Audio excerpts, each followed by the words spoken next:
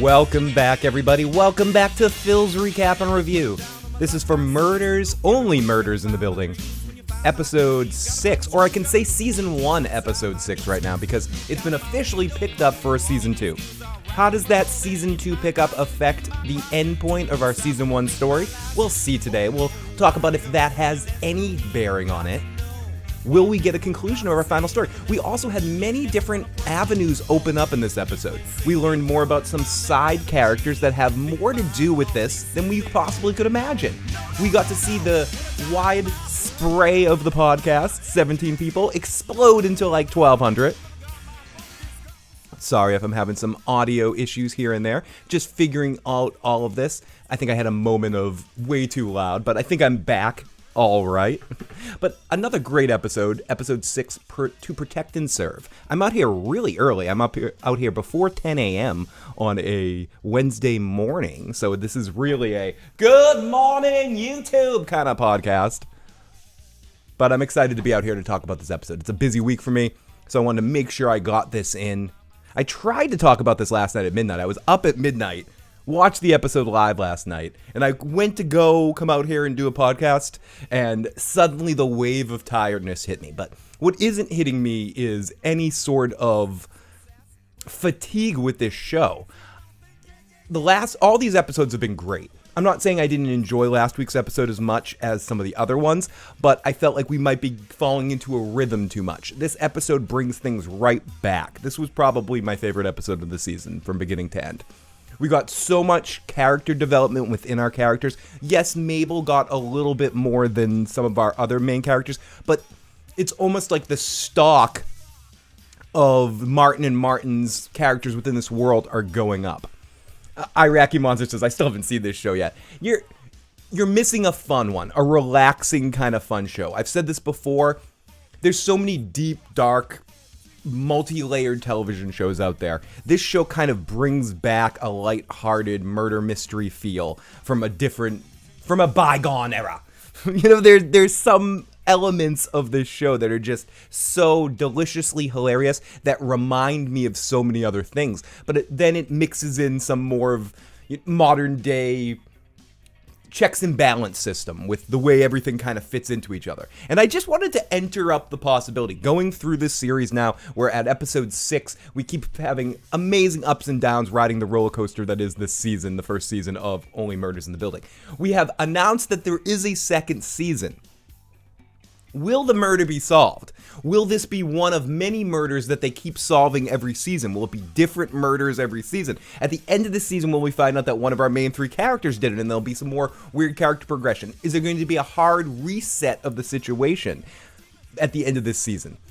Is Tim Kono...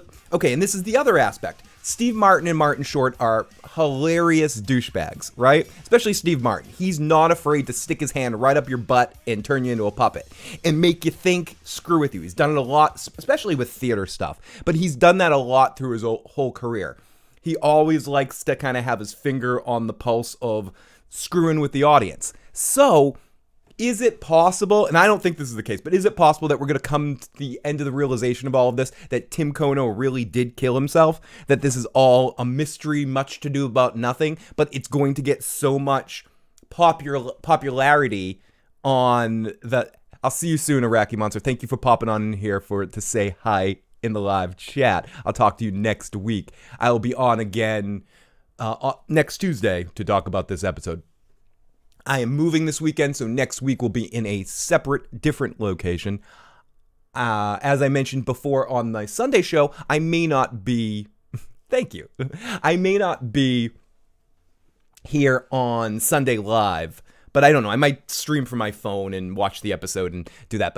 But usually right here, if you're joining us for the very first time, I am live on Sunday evenings at 10:35 p.m. and on Tuesday mornings early afternoons to talk about Only Murders with the Building, and on Sundays to talk about a myriad of other random television shows and movies. I'm embarrassed to say what we're talking about right now, so I don't want to talk about that. I want to talk about a good show today. So I wouldn't be surprised, but that's where this episode comes into play and does something really interesting in the sense to kind of make it a little bit more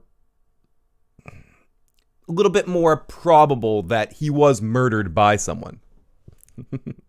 Oh shit! I do have Negan on my left side right now. Oh, how did that happen? Did I screw that up and put Negan there? Ticky ticky talky, bicky bicky blocky. Wait, is Negan gonna disappear now? Oh, there's Negan. He's bad. He's back. There we go. Negan's gone. Thank you, monster. I didn't know why someone's going, it's gonna be Pissy Pants City in a minute here, Phil. I don't know. I heard that voice strolling through my head. But yes, I'm here way earlier than I ever go live, and it's a lot of fun. I'm excited to be here. Oh, and holy crap, we are not alone. I do have at least one person watching right now. We have Peter Griffin in the live chat right now. We also got the Monster in the live chat right now. Thank you guys for joining in the fun today. I'm trying something a little different about the way I went live today too. Went live just from the channel instead of creating an event, just to see if it alerted more people, but I don't think it did. So we'll see as this stream goes on. As usual, these Only Murders in the Building streams may be a little shorter than the average stream that I do, just because it's a half an hour show. But anyways, so great. I'm just sharing this in a couple of different places. Another really good episode of this series. Like I said, maybe one of my favorites. I loved everything that we got with the detective and the detective's wife, who is into the podcast and kind of gave us a different way into the podcast. And to kind of complete the thought that I had in episode 1, why is the detective so adamant against true crime podcasts? So that made sense, and that was a lot of fun. Then we set up Nathan Lane's character. Forgive me if I blank on Nathan Lane's character's name. I know he's the head of he is their foundation member, or he's their producer that pays and yada, yada, yada, that pays for the whole situation, that has funded all of it. That's the word I couldn't think of, funded. That has funded all the shows that Martin Short's character, that Oliver has produced on Broadway. Also, he was able to get around this idea for this podcast, which is a ridiculous idea. So if we set up a situation where Martin Short comes to Nathan Lane's character and begs him to do this podcast, Nathan Lane's got to be dirty, right? I'm not saying Nathan Lane did the killing. Maybe Nathan Lane's son did the killing. That's my number one pick right now. Going after this episode isn't that Nathan Lane killed him, is that his son has something to do with it, or had something to do with the Zoe murder thing, and knows who Mabel is. Because this goes back to kind of what I was saying before in last week's podcast. This episode gave a little bit more credence to the whole Zoe stole someone's ring that she shouldn't have. Because we get that little voiceover by Mabel in episode 2, 3, whatever it was, where she says Zoe could have anything she wanted, but she sometimes just took too much, messed with the wrong people. Perhaps some association with Nathan Lane's son. Maybe she stole a ring that's, I don't know. There's a bunch of other stuff associated with that ring. Is the ring that Mabel's holding on to the one that Tim's been looking for? And when he finally found it, did it somehow equate his death? I don't know. I do love Nathan Lane in this episode, though, and he is one of those sneaky talents. Not everyone, people know Nathan Lane. Mainly, I would say, probably associate him with stuff like The Birdcage, or his character in the theater version of The Producers. Or is he in the movie version, too? Is he in the Matthew Broderick movie version? Is that Nathan Lane as well? Whatever. Bialystock, the character in The Producers. They associate him with characters like that. Nathan Lane has some skills. He has some dark, twisted type skills, and can be a character actor really well, too. Yes, he's playing Nathan Lane kind of character in this role, but he's also bringing in this undercurrent of something a little bit more nefarious to his whole process, especially in this episode. Leading up to this episode, it didn't seem as much, but in this episode, that whole scene at the end of the episode with him and Martin Short and Steve Martin was just creepy. It was almost like he was threatening them. That's the kind of thing it came out to be. Excuse me for 1 second, everybody. As I'm just curious, I'm very curious, what did Joe think? What did Joe think? What did Joe think? Thank you. Sorry about that. I needed to take a drink of water. I'm still getting over my morning voice. Anyways, so I am wondering what Joe would think about this show. I'm not sure if it's a show for him, but I do like all of those aspects of it. I definitely love Nathan Lane bringing that dark story into it. And why is Nathan Lane funding this? He obviously is very excited that we get the Jimmy Fallon and Cynthia Kanan. I know it's not her name, but whatever. The podcasting character played by Tina Fey. I'm going to be referring to some of these characters by their actor name if I can't quite pop into my head really quick. I keep calling Steve Martin instead of calling him Brazos, or calling Martin Short instead of calling him Oliver.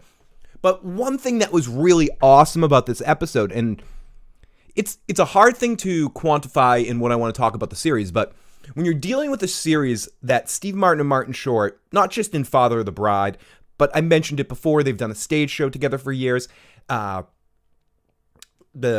Three Amigos, like they've worked together on numerous occasions and have a very natural, breezy comfortability with each other.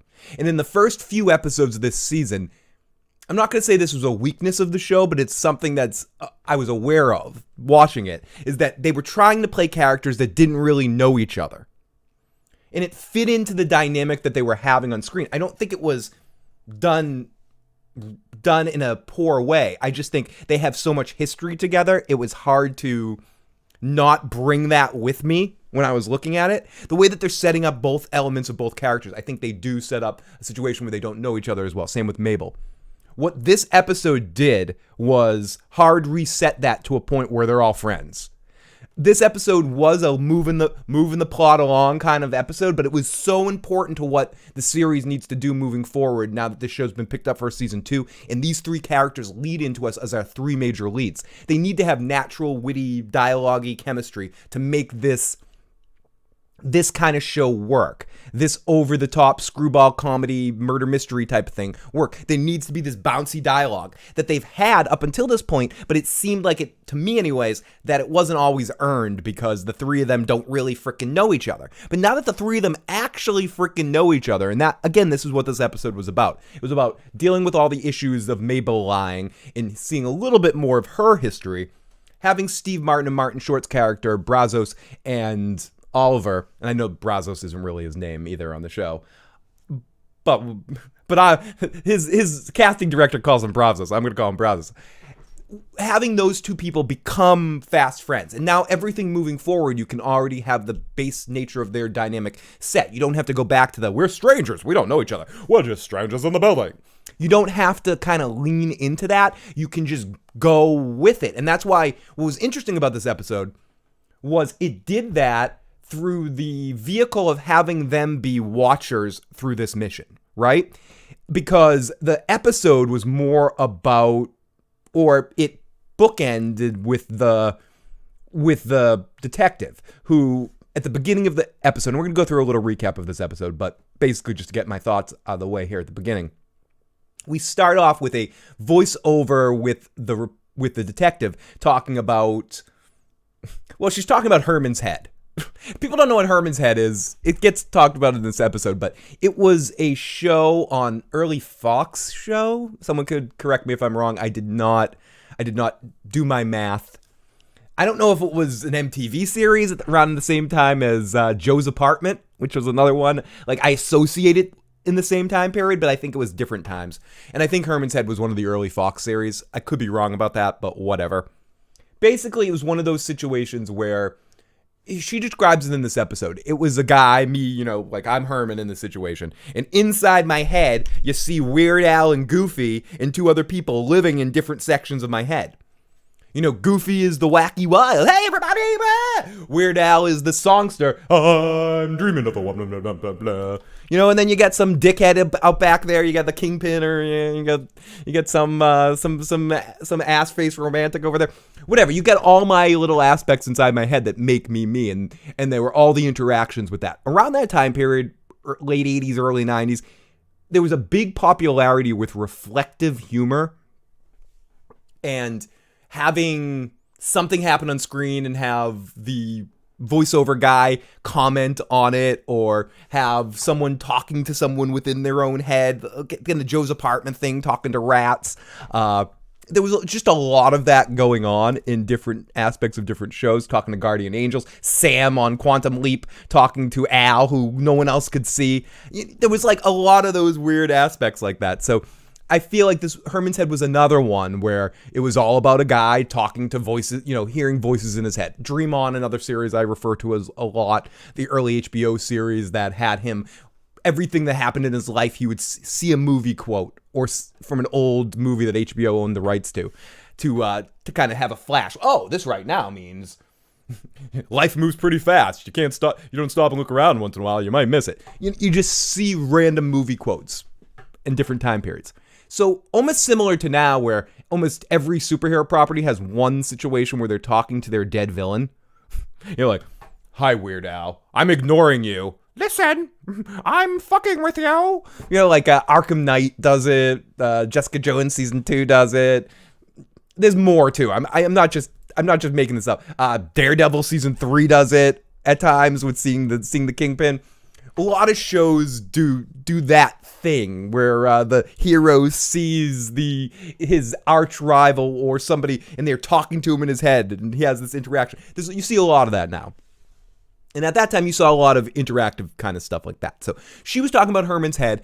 She goes home and deals with the fact that she was alone her whole life and she has to deal with relationships. It's a funny voiceover. Again, the dialogue in the show and the world building kind of stuff that's created this particular universe that has its own rules onto itself, has an excitement, has a frantic energy, and that's where I say the screwball comedy thing. Like Cary Grant, old comedies like that. There's a wonderful one in the 80s that's a remake of an old Cary Grant movie called Broadcast Journalism or something, I think it's called. Broadcast News? No, I'm confusing two movies. But the one I'm talking about has Burt Reynolds, Kathleen Turner, Christopher Reeves, and a few other actors you may know here and there were in it. And it was all about, it's basically a remake of a Cary Grant movie. That screwball energy comedy. Oh my God, blah, blah, blah. And this episode leaned the fuck into that and owned it more than any other episode. The dynamics are finally working almost in a poetic music kind of way, in the way that everyone bounces off each other. Selena Gomez has completely won me over in this role, and I've said it many times. I don't know dick about her. I don't know dick about Wizards of Waverly Ass. I don't know, and I'm not insulting your show. I'm just saying you probably don't know anything about Hey Dude, or You Can't Do That on Television. There's certain things that you watch in your childhood, or Donald Duck Presents, or different things that were on the Disney Channel when I was growing up. The original Parent Trap, not the Lindsay Lohan one, the original one, the Haley Mitz, Let's Get Together, yeah, yeah, yeah. Everyone has things that they like when they're a kid. But this is my first exposure to her, and she's really good. That being said, she was a part of probably my least favorite aspect of the season so far, was also in this episode. And okay, personality-wise, I get it. Her and what's his name? What was her boyfriend's name, or not the guy that was in jail that came out? I'm blanking on his name. The dude she ended up hooking up with in this episode. I'm blanking on the character's name. I have it written down somewhere. I absolutely, get it. I get that he's been in jail for a long time, and Oscar. He's been in jail for a long time. They've been friends, but I don't know. I feel bad for Zoe. I don't know. I don't want to be too much of a dick or something like that. Oh shit, it's getting loud again.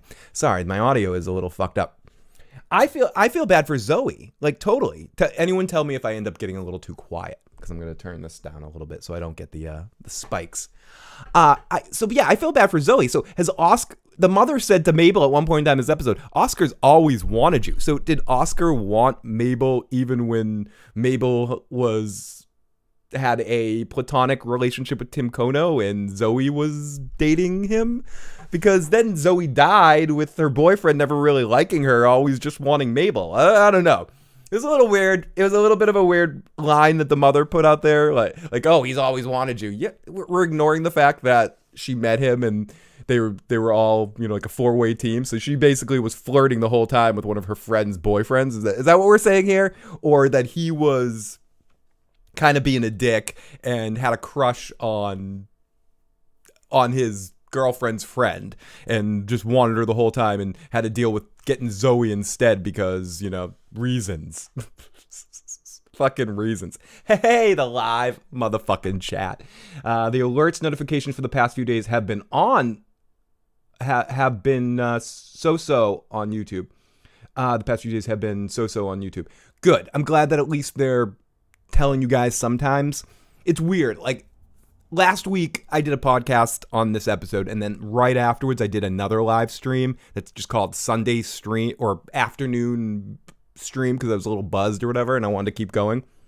And it was just funny to me that more people got notified when I just said afternoon blah blah to when I did this. So I tried to go live the same way to see if a similar thing happened. So even if you're not watching live, if you're checking this out at a later point in time, let me know if you got a notification for when I went live. I'm just curious. I'm trying to figure out the best ways to go live to be exposed to the most people possible that are subscribed to the channel. And I've mentioned it before, if you are subscribed and you're watching this later and going, we don't know anytime you go live, make sure you go to my main channel page and hit that little follow bell. They're trying to fix the following thing. I don't know if it's ever going to be fixed 100% in the way that it was before, where it would just notify you automatically. It would come up on your timeline that the live channel that you're subscribed to is live. Now it's these notifications that go out sometimes. They pick and choose when they want them to notify you. So I'm curious if they're going to fix that aspect as I've been reading into that they're trying to. But whatever. Anyways. Shut the fuck up. Oh my God, Herman's head. I remember that. This weekend was tiring. I pissed off a hacker and erased all my data. Hey, Phil, would you bother to read the comments? What's up, Papa Phil? Great to see you, Bloody Talker. I got a notification this time, and what I did to fix it was I was unsubscribed and subscribed again. Don't forget the bell. Thank you so much, Bloody Talker. That's exactly what you kind of need to do, unfortunately. You need to unsubscribe, subscribe again, so it's considered a new subscription, and then make sure you hit the bell. So thank you so much. And obviously, Negan, I'm always reading the fucking comments. I'm not going to ignore your damn comments. Don't hit me with a baseball bat, buddy. Guys, we need to get him, super chat, we need to get him drunk at 11 a.m. I don't know if that's even possible today. I don't know if I have any booze around here, to be honest with you. Most of my booze is packed up. But I do appreciate the love, Negan, and the urgency to want to hit Lucille slap me with some booze right now and get me drunk at not even 11 a.m. It's not even 10 a.m. yet here. It's 9:54. The Legends of Nickelodeon Temple and the other Nickelodeon game shows everyone had Double Dare for me. For me, it was Double Dare, You Can't Do That on Television, Out of Control, and those were the three big Nickelodeon shows that I watched a lot at the time. And Disney Channel shows at the time I watched were Mickey Mouse Club stuff that existed at the time, more like the old ones with Annette Funicello and stuff. Donald Duck Presents and old Disney cartoons. That was basically what I would watch on Disney Channel. I think I stopped, like my era of Nickelodeon that stopped was probably around that Hey Dude time period. That was probably one of the last shows I watched new when it came out, and I was like, Nickelodeon might not be for me anymore. I also remember something called the USA Cartoon Express that I used to watch a lot. It was on the USA Network where every evening from like 6 to 8, maybe it was 6 to 7. I don't know. It's hard to assess time when you're a kid. They would show all those old, like Scooby-Doo, Trixie and Pixie, what's the name of that company? Hanna-Barbera cartoons. Mainly Hanna-Barbera in that stretch of time. And that was like my big program. I had to finish dinner to get upstairs to watch the Cartoon Express. Those were my big kid watching things during that time period. And the Cartoon Express I watched way into my, until it stopped airing. Fucking Rick is such a douchebag, Negan. Fucking Rick. It's always Rick. Rick is always keeping a Negan down. So anyway, she's playing like Herman's head, and she talks about how she fucked up and fell in love and all of that. She walks in on her lover. Oh, I forgot to hit the sign. Okay, so yes, really great episode of this show. Let me get into this. Recap! Okay, now I'm going to recap the episode. Generally what happens. I have my own notes, and then I am going to thank the wonderful people at Ready, Set, Cut, or whatever it is, website that has that I stole their article this morning about what happened in the episode. But at first, we're going to go through whatever my thoughts were at midnight. Oh no, I'm getting blurry. The audience is getting drunk. Whatever I was thinking at the time period I was talking about the show. Watching last night, excuse me. At midnight, way too many hippie activities in my lungs and bloated from my food at the end of the day, sitting there midnight going, I'm taking notes, dude. Steve Martin, cool. So let's read how my notes read. We open up in a flashback of a detective from the first episode talking about always going out alone. We get a Herman's Head reference, a long form metaphor about staying alone. And that's basically what it is. And it's interesting because that seems to be an overarching theme of this entire series. Being alone versus being with people. What is better? And I guess it is apropos for the era that we're living in right now with in a post-COVID world where everyone spent a lot of time in isolation. This show kind of sets up a dynamic where we have three people that have been alone on their own for many, many years dealing with their own shit, and how a crazy event like this is bringing them together to form their own new family after each one of them in their own ways have lost their families. We see in this episode how much Mabel is sort of put off by her mother or not in the best relationship with her mother. They have a good dynamic, but a very sort of bum, bum, bum kind of thing.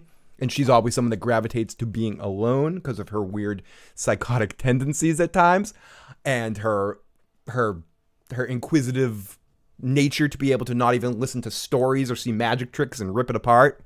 We get to know that about Mabel tonight.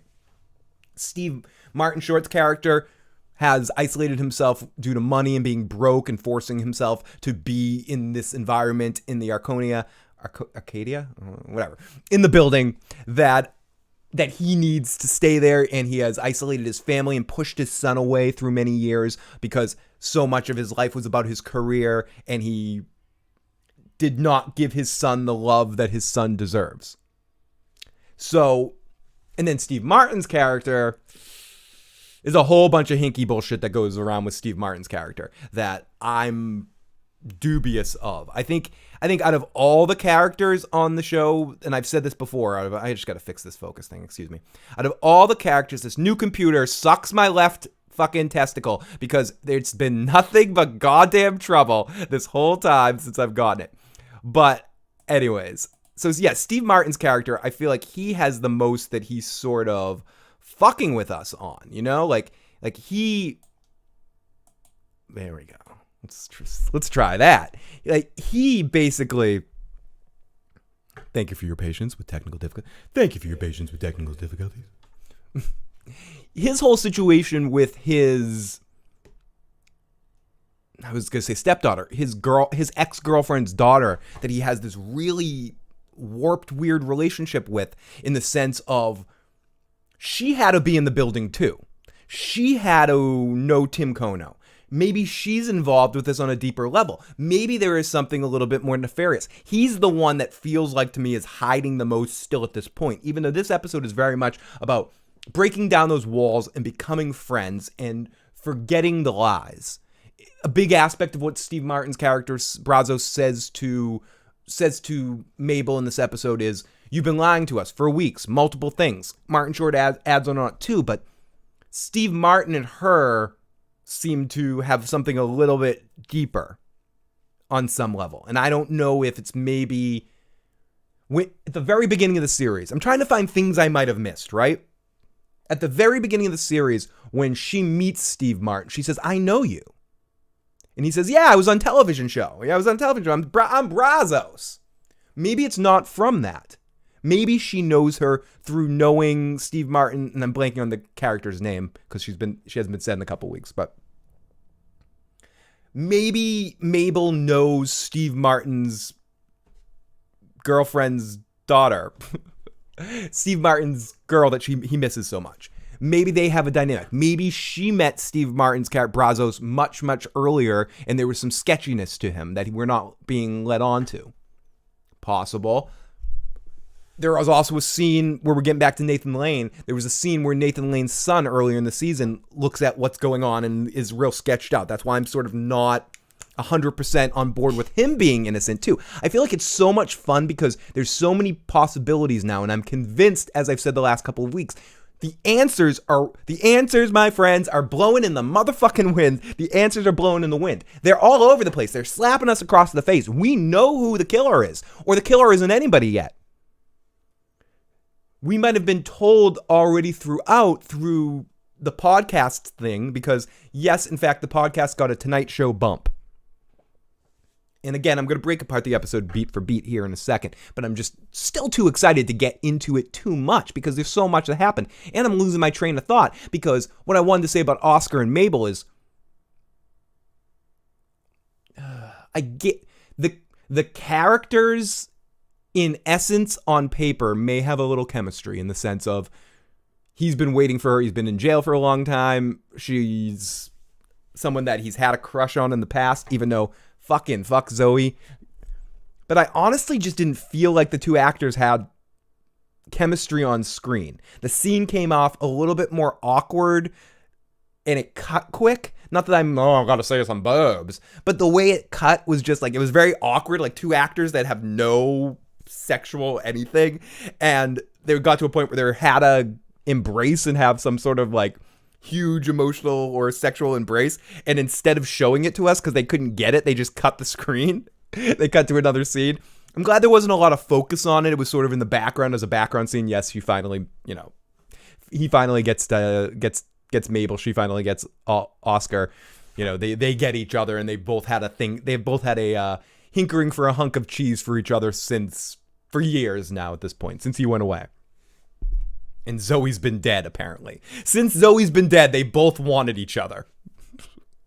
And they finally did it. I don't know. I'm not trashing this episode, or I'm not trashing things that happen in this particular episode, but that was like one of the aspects that kind of made me go, that's a little sketchball. It's a little sketchball. Holy fucking shit, the Terminator is back. T1000, you made another guest appearance in the most recent episode of The Walking Dead. I saw your head pop up and you were screaming at me. You were saying, Foul! I heard you. I fucking heard you. Good morning, KCA Randy. Don't want to derail the stream topic, but you should check out Squid Game on Netflix. Definitely never derailing. Maybe aiming a little bit in a little different way. And again, I apologize if I'm getting a couple spikes of loud volume. Maybe it's just visually in front of me because I see my little audio thingy, and people that have ever seen it, it's like, a little thing goes green, and every once in a while it's going red, and not when my voice is louder, it's just going randomly red. So I apologize if occasionally it seems like my voice is getting much, much louder. I'm going to listen on the replay and see if that's absolutely the case. But I definitely I felt a lack of chemistry between the two characters. The only reason I know about the Wizards because my niece used to watch that. Wizards of Waverly Place.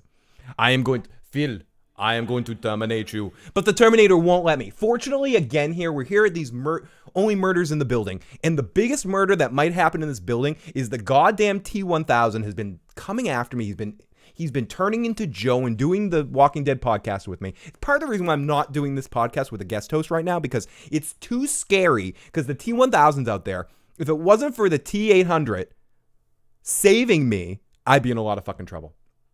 Okay, I'm fine. Thank you. So it doesn't feel like occasionally my voice is getting exceptionally loud for a second. Thank you for letting me know that. Apologize for the back and forth here with the audio stuff. I've been intermittently having some issues, so I appreciate it. I need Oliver to produce my podcast is basically what it happens. And I need Nathan Lane's character to give me the sandwich shop approval of a $50,000 bonus so I can get myself a new system, God damn it. I'm doing the real Only Murders in the podcast. I'm doing the real Only Murders in the Building podcast here. That's right, son. Only me. So Herman's head. Yeah. So back to our recap here. We get the little Herman's head reference. Thankfully, good. Good. I'm glad 850's handling his goddamn business.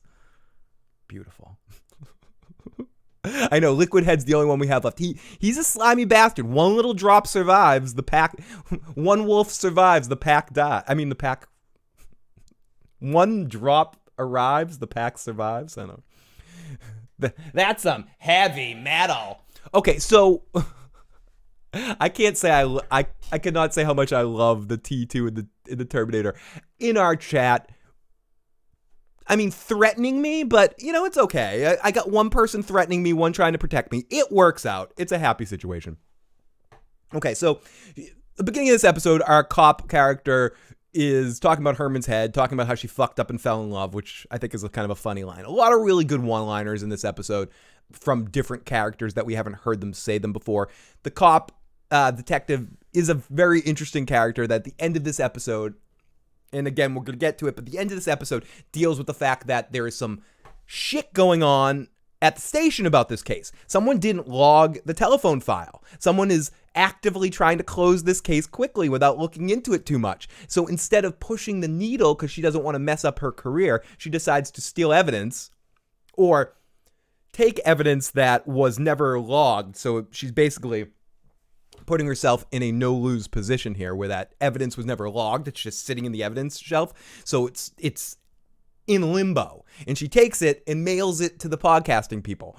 It mails it to Mabel, knowing that it could possibly help their case. And I do think that's really fun. And I think it was, at first you thought maybe she would join them and be part of the team or whatever, but no, they just had a one-off situation that needs to help lead to the next story. And it completes to the episode 1 arc, which shows her being pissed at true crime podcasts because we see in this episode that she is a detective. She comes home, she deals with her pregnant wife, and to have the kid, and she's numb to death. She talks about a situation at her work that was really horrible, but she's numb to it. And right away, she's listening that her significant other is listening to the Only Murders in the Building podcast, one of the 17 listeners that they have, similar to my show. One of the 17 listeners I have listening to this podcast. But anyways, she is listening to that, and you can see that every day she comes home from work, she has to deal with her wife having a hard-on about true crime podcasts. And every time she's solving a case or doing something, it's turned to her, well, did you check this? Well, did you check that? Well, Cynthia Kanan says this, and da-da-da-da. So it's just a big fucking pain in the ass to her. And she's just like, shut these idiots off. That's my building. I know that. I was in that building. That's a suicide. Clear as day. What the fuck? This is stupid, right? And almost to the point of what the audience might be saying at that moment in the episode, where they're looking at it and saying, you know what? Like, maybe these 3 people are just completely full of shit. And I think that's why this episode in particular was important. You needed to see, and you saw a little bit with the Oliver's dog getting attacked, but really, this was the first episode that you know for a fact something deep is up, that this just isn't something that they're all making fun of. There was a cover-up at the police station, the whole angel thing, and I talked about this earlier, where I'll talk about this in the second, where they're in the jewelry situation and they realize that Tim's trying to get a hold of specific piece of jewelry that he's been looking for, that we see it in pictures. That basically becomes a big thing of the episode. So he's been getting most of his jewelry deliveries from somebody named Angel. And at the end of the episode, the Martins get a $50,000 check from Nathan Lane that is from an Angel Foundation, which shows that Nathan Lane's character is the angel that is supplying the money. So there is some association, and that we've seen that Tim was coming upstairs from the 6th floor that Nathan Lane's character was right before his murder. So there is some association with Nathan Lane's character to kind of show more of the sketchiness of this situation. I'm not saying up until this point I wasn't sure it was a murder, but I feel like there was still a few aspects, a few kernels of hope within the ectoskeleton of the T-1000. Now, there was a few drips and drops mixed in there that could potentially lead us to a point where we say, oh, Steve Martin and the other show creator are fucking with us here and giving us a mystery that's going to end up being blue balls. And the whole mystery was that there is no mystery. That's not it anymore. I don't think that's it at all. And I think this episode solves that issue by showing us the person that we should listen to, the detective that investigated the case, finally admitting that there's some hinky bullshit in this situation. The Talks report is sketchy. The phone was never logged. And that shows that there's some sketchiness involved with some high-end money mixed in with the police corruption shit going on in that particular case. So that opens things up. That opens the case to a whole new category. Don't pull that joke again or I'll join the T-1000. Is this Phil Connor? Phil Connor! It's funny, I believe that's the name of Bill Murray's character in Groundhog's Day. So I would happily be Phil Connor. We're getting high pressure. Are you Ned Ryerson? Pow! Good to see you, Ned. One of my favorite underrated movies. If you've never seen it, Terminators. You would do really good. I would watch a comedy spoof movie that was the Terminator, like Terminator trying to kill John Connor in a Groundhog's Day like movie.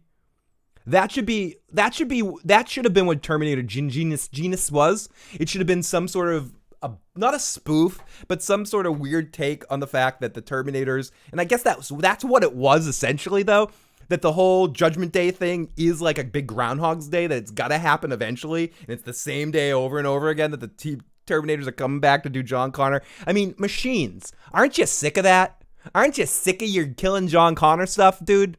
Turn on yourself. I think the Terminators should kill Skynet for making them do this shit.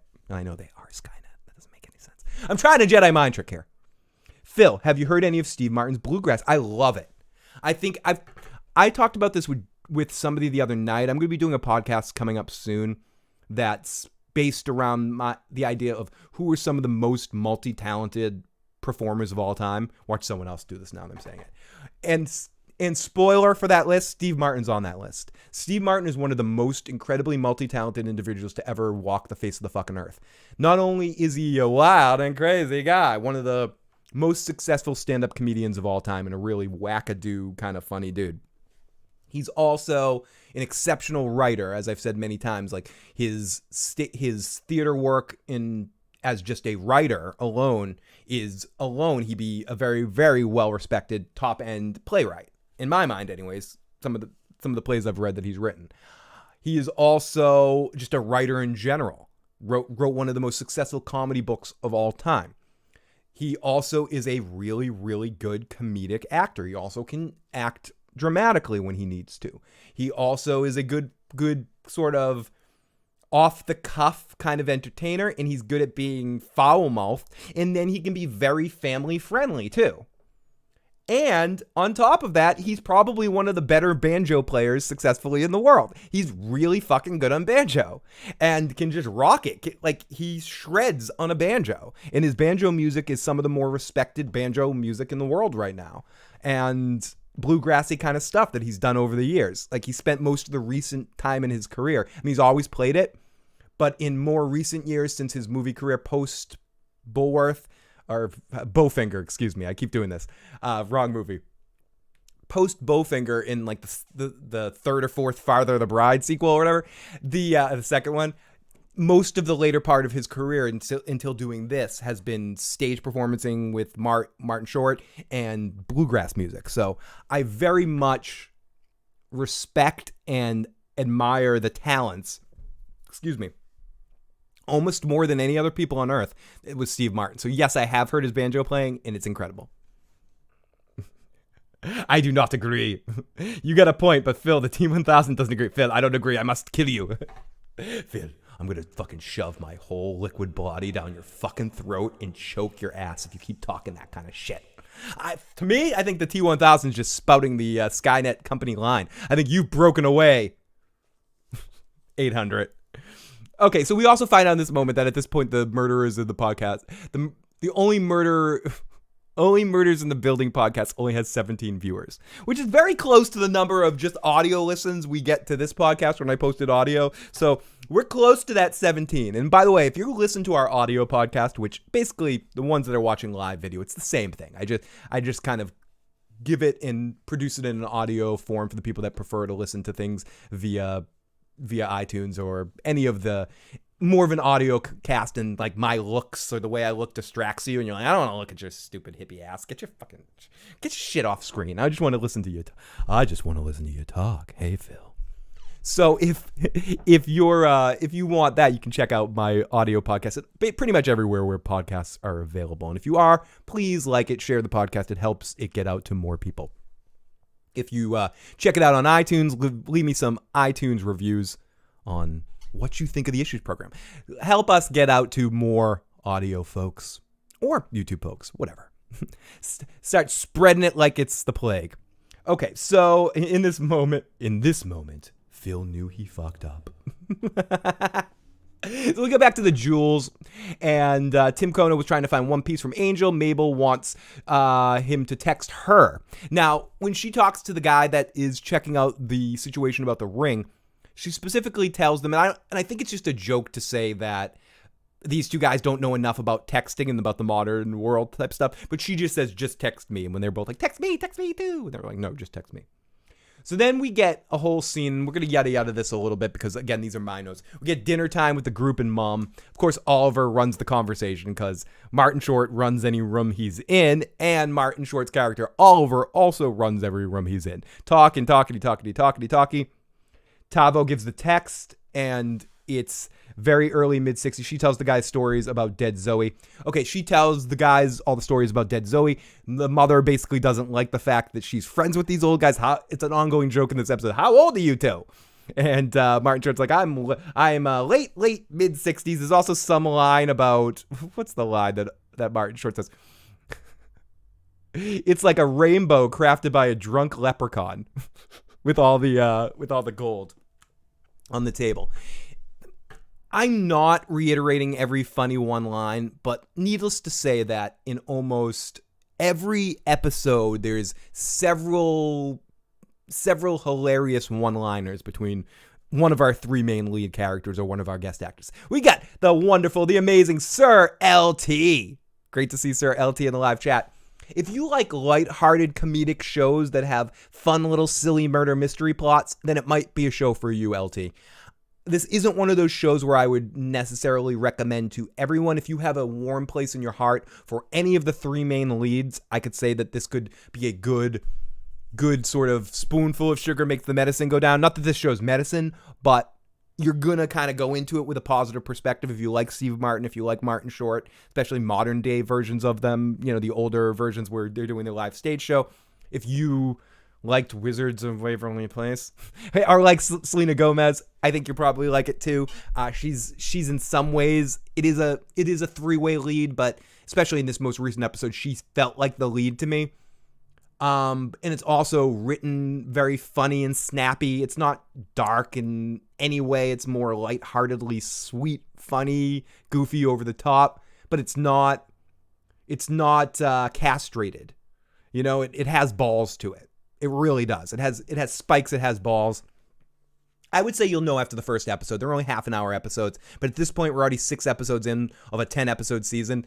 Unless you want to have to wait for 4 weeks for the new episodes, if you do like it, I might wait till the season's over and just binge it, because I enjoy the week-to-week. I'm out here talking to you guys. I would only be out here once if they just did drop the show in one single turd. No, if they just dropped the show in one block, I would probably have only done one podcast on this show, and now I'm here out here I'll end up doing 6 or 7 of them, or 7.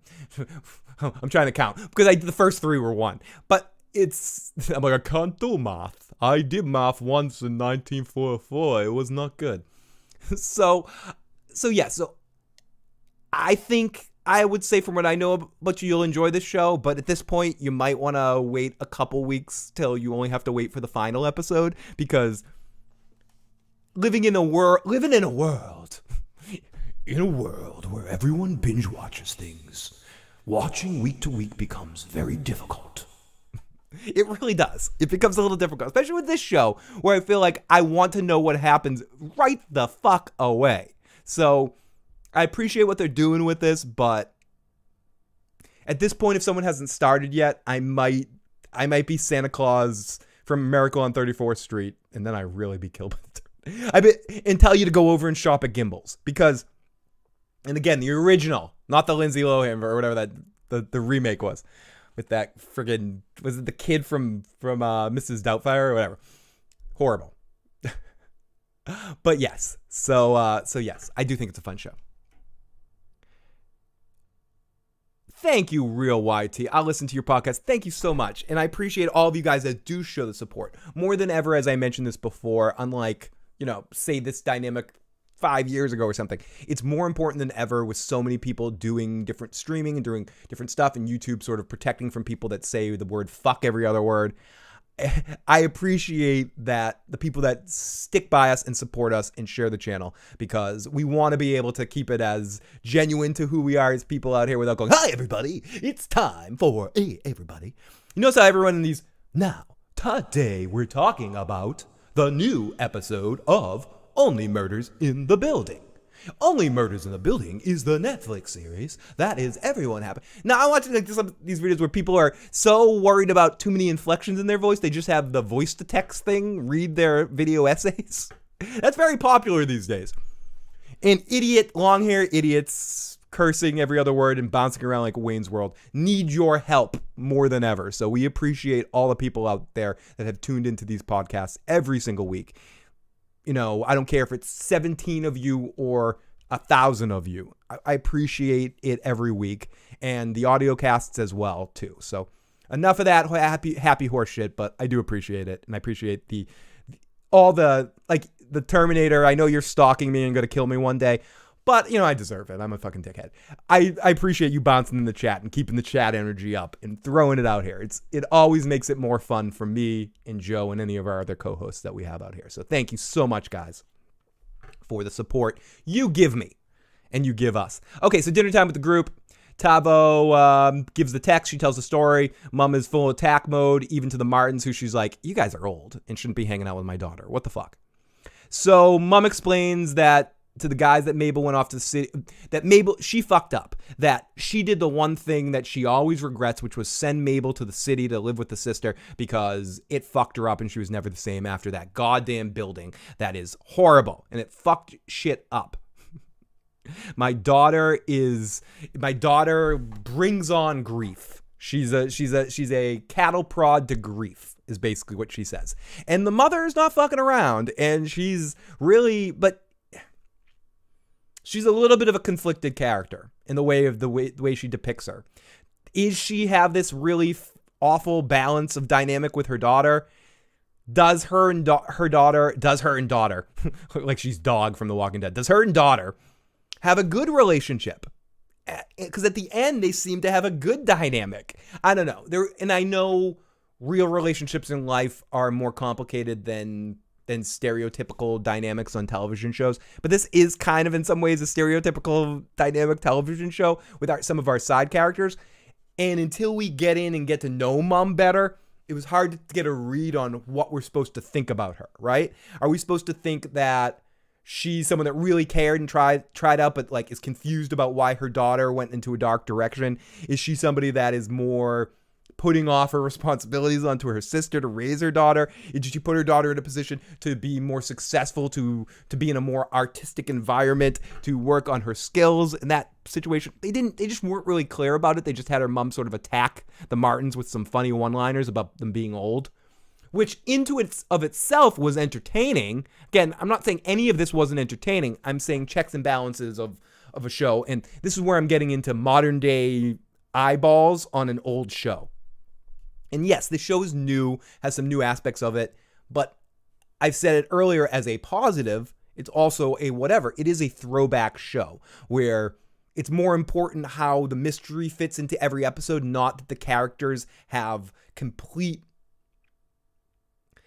without any conflict in who they become and who they establish themselves as characters. You know what I mean? Like, there's some actors that will, in their own movies or in their own shows and their own shit, the characters need to have such checks and balances in modern shows, because you'll watch something and you're like, no, that's not the character. That's not the person I know, and you become very, much more aware of it in this sense right now.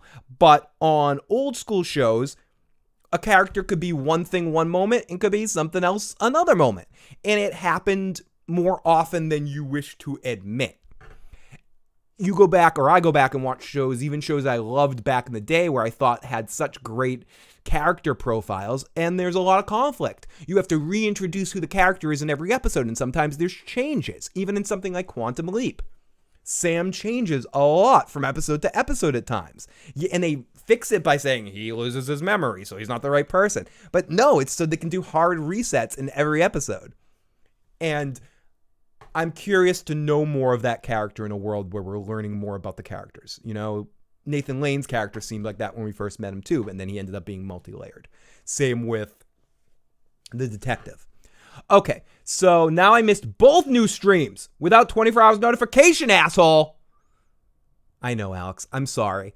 I will say this, that 90% of the time, these will exist on Tuesday mornings between the hours of 9 and 11.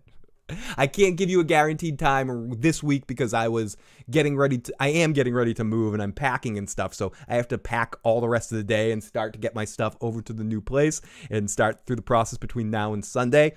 So I was trying in the last minute to just kind of get out here as quickly as possible. So usually what I've been doing is trying to put out those warnings about when I'm going to go live, like at least a 24 hours notice of these streams. But I'm also attempting to go live from the channel itself instead of an event to see if that garnishes more eyes onto it in a burst stream. So there's a couple of issues going on today, but basically you can confidently know that these shows will basically live on Tuesday mornings, occasionally on Monday nights at midnight, but I will try to give some notice once I get settled in for these final groups of episodes. But generally, this is the time when this thing will live.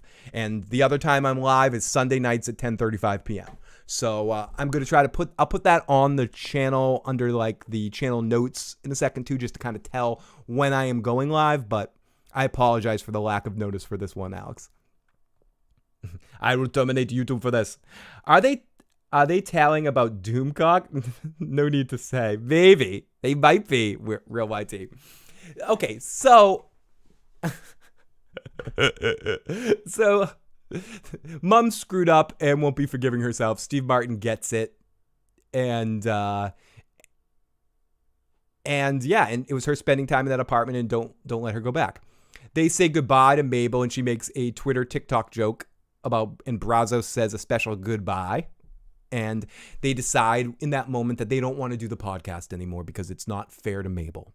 Well, Steve Martin decides that this is about Mabel's life. The mother kind of goes, this is about their life, living in a building, real dead people. You're talking about real people's lives and yada, yada, yada. And you're doing a podcast on it, you scumbag motherfuckers. And Steve Martin gets it. Now, then we get a scene that, is this something or is this nothing? We get the gut milk scene. Are these throwaway jokes with the gut milk, or is the gut milk going to come back in some ways? I think it's throwaway jokes, but I do want to bring up every possibility of something that might mean something. The gut milk is 13% booze.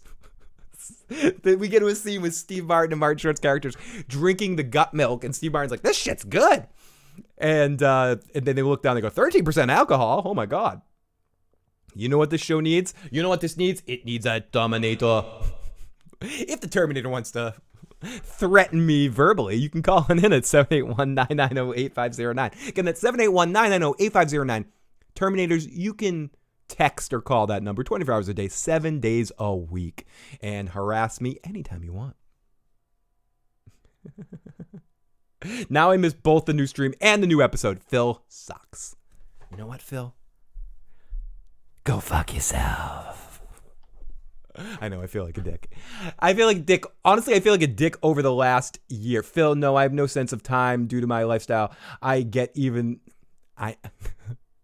know, Alex, and I know you're only giving me playful shit. That's why I just want to give myself more shit.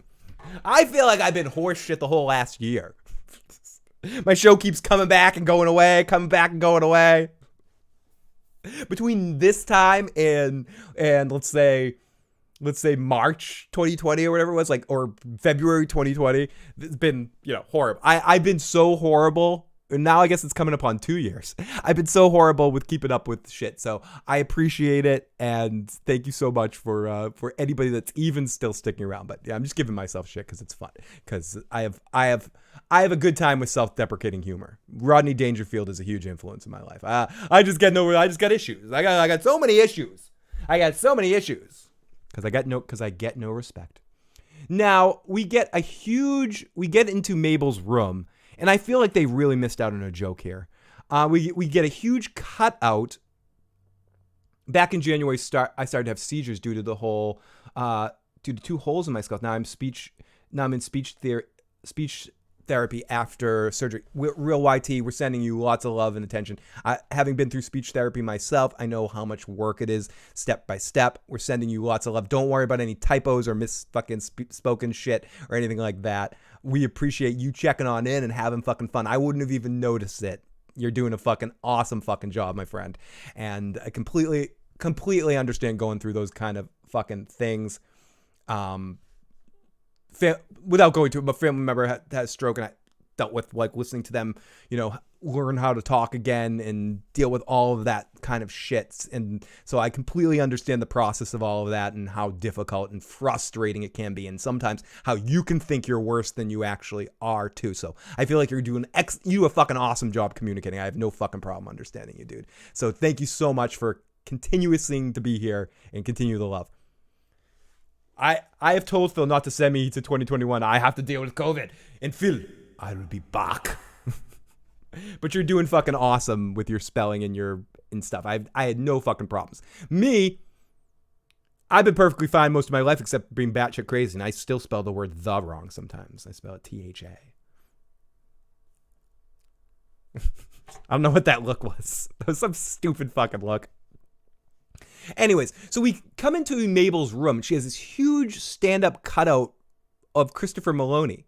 And Oscar says something to her about, oh my God, I remember that huge SVU reference. Okay. Maybe I'm a fanboy here, but look at this fucking thing, right? We got a giant Chris Maloney cutout. We got a dude that just got out of prison. And we have someone who's attracted to Christopher Maloney saying how great shape he is in. Did the writers just never hear of Oz? Or realize that Christopher Maloney was naked all over Oz? Swinging dicks everywhere? Like, did we not? I think we missed a reference of where he turns to her and says something like, oh, you had that SVU obsession and Christopher Maloney's hot. And then she turns and says, yeah, and since you've been in jail, I've started watching Oz. And I realized, I have a thing for Christopher Maloney in prison too. Or something. There was some line that's written by a much funnier writer than me that makes reference to Oz here. So as an Oz super fan, and I do consider myself an Oz super fan. I feel like I'm one of the last fans of that show. But I am. And I mentioned it before. I'm going to start talking about that show on the podcast soon again. I did one review on Oz on the whole series, and it's probably the thing that gets the most views on my channel right now. So I'm going to go back and start to do a complete Oz rewatch, starting maybe as soon as next week with the first episode. Once I get settled into a new place and have the everything set up. But definitely by the end of the month, if not by next week, I'm going to be doing a review on episode 1 of Oz. So if you remember Oz and you watched it and you want to follow along, put episode 1 in the can. I'm going to be talking about it very soon and picking apart the series. Maybe not talking episode, maybe a handful of episodes from each season they're some of my favorites, starting off with the first episode. But I feel like they missed an Oz reference here because we're talking prison, we're talking Christopher Maloney. I know people know him mainly from SVU, but he was doing both shows at the fucking same time. I've heard him talk about it. He originally quit Oz to do SVU, and that's why fans of Oz might remember there was a point in time where his character goes to Massachusetts to be in witness protection or something, or be in a different prison because he does something for Beecher that I'm not going to get into what he does in case people watch Oz for the first time. But when the character left, he actually went to go do SVU, and then while he was doing SVU, he missed Oz, so he decided to fuck his life up a little bit, almost like Michael J. Fox did with Family Ties and Back to the Future. After Eric Stoltz lost the part, he wanted to do the part so much, and Family Ties only agreed to do it if he could film both at the same time. So he would do one during the day and the other one at night.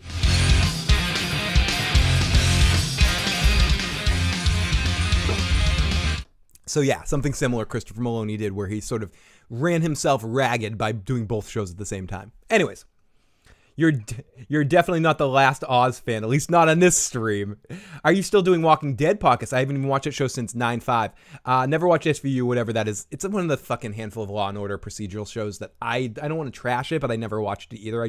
I've watched a few episodes. I just don't get the same. I don't get this. Just like some people don't get the same love out of sitcoms that I do.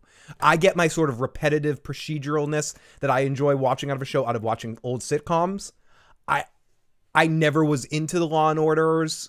If I'm going to watch a show like that, I want to watch The Wire, or I want to watch The Shield or Sons of Anarchy, something that has a little bit more balls to it, or a little bit more of character development type stuff.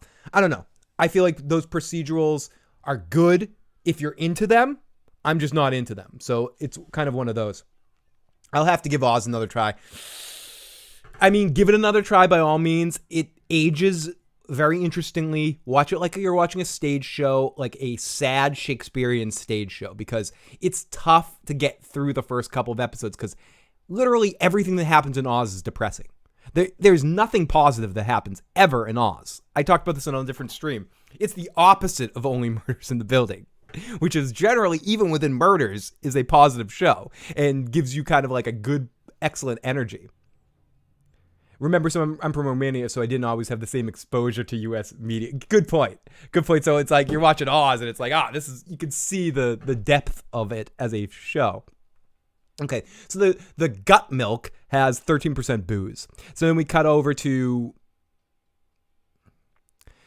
the two of them hooking up. And I mentioned this earlier.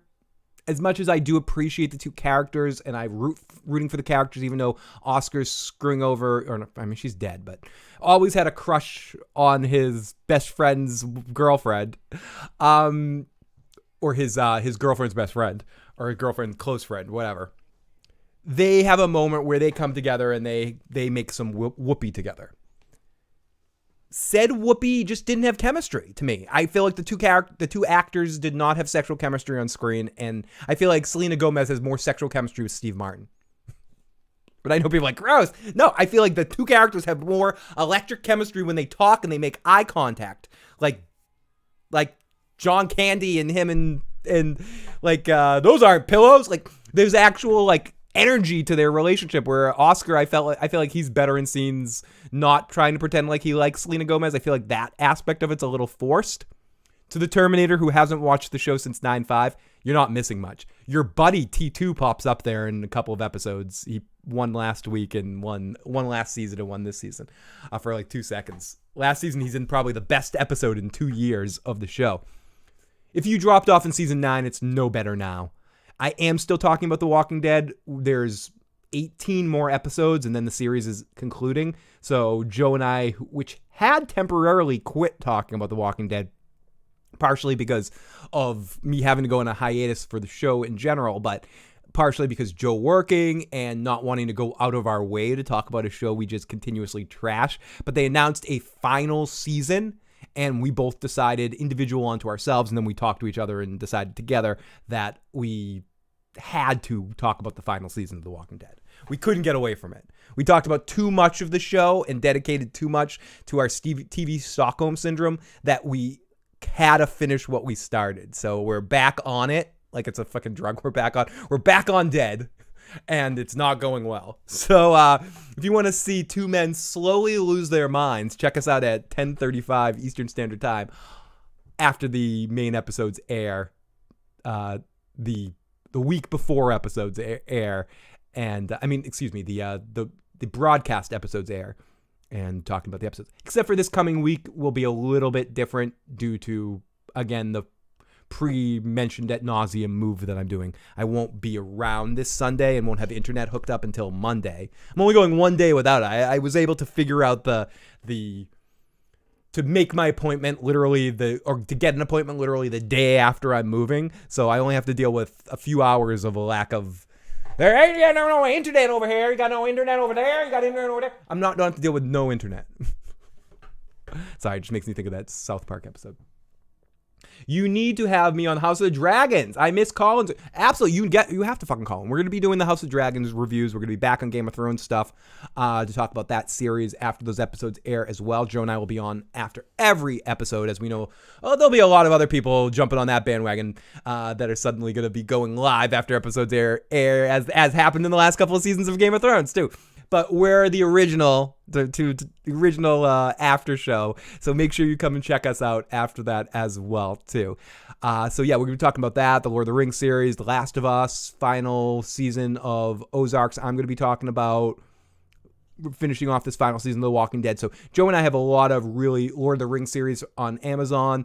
The next season of Invincible, we'll be talking episode by episode. Next season of Cobra Kai, we'll be talking about. Next season of The Boys. So that's just a handful of some of the shows we'll be talking about in 2022. As well as getting back into more live watch movies and commentary kind of casts and shit like that. So it's gonna be a fun stretch here coming up, and we'll see if we can start building our army up again. So, but I appreciate all the folks that are still checking us out, or popping in to say hi to us every once in a while when we're not talking about the show that you loved. It's always been a challenge here where some people come in to talk only about certain shows we talk about. Oh, and I forgot to mention the big one, the final season of the Better Call Saul, which I cannot wait to get into. The peak of The Walking Dead was the prison arc. Come to think of it, I haven't even seen a single frame of The Walking Dead, not because of lack of access to this case. I'm just not into zombies. I'm not dying until I'm goddamn ready. Pissy Pants City over here.